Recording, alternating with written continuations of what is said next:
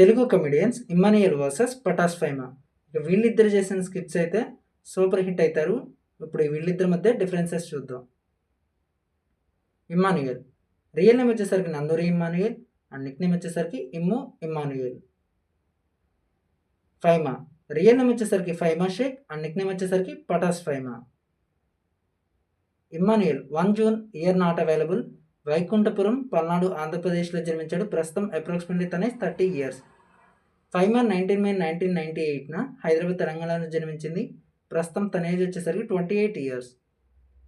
ఇక Emmanuel profession వచ్చేసరికి actor మరియు కమీడియన్. హైట్ వచ్చేసరికి 5 feet 5 inches, అలాగే వెయిట్ వచ్చేసరికి 75 kilograms. ఫైమా ప్రొఫెషన్ వచ్చేసరికి యాక్టర్స్ మరియు కమీడియన్. హైట్ వచ్చేసరికి 5 feet 3 inches, అలాగే వెయిట్ వచ్చేసరికి 45 kilograms.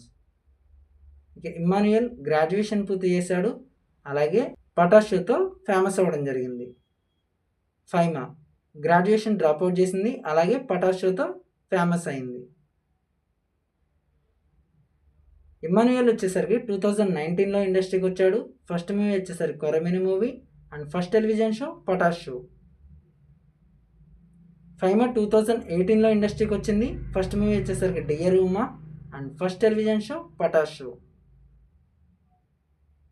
ఇమ్మానుయేల్కి ఇంకా మ్యారేజ్ కాలేదు, అలాగే ఇప్పటివరకు 7 movies చేశాడు. ఫైమాకు కూడా ఇంకా మ్యారేజ్ కాలేదు, అలాగే ఇప్పటివరకు ఒక మూవీ చేసింది. ఇమ్మానుయేల్ రిలీజన్ వచ్చేసరికి క్రిస్టియన్, అలాగే నేషనాలిటీ వచ్చేసి ఇండియన్.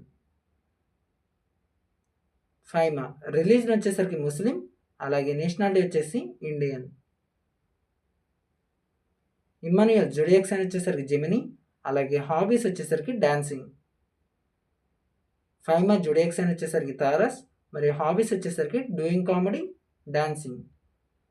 ఇంకా ఇమ్మానుయేల్కి ఇన్స్టాగ్రామ్లో 786K ఫాలోవర్స్ ఉన్నారు, అలాగే ఫైమాకి వచ్చేసరికి 718K ఫాలోవర్స్ ఉన్నారు. యూట్యూబ్లో ఇమ్మానుయేల్కి 208K, అలాగే ఫైమాకి వచ్చేసరికి 290K. ఫేస్బుక్లో వచ్చేసరికి ఇమ్మానుయేల్కి 28K, అలాగే ఫైమాకి వచ్చేసరికి 114K. ట్విట్టర్లో వచ్చేసరికి ఇమ్మానుయేల్ నాట్ అవైలబుల్, అలాగే ఫైమా కూడా నాట్ అవైలబుల్. ఈ ఇద్దరు కమీడియన్స్లో మీ ఫేవరెట్ వన్ ఎవరో కామెంట్ చేయండి.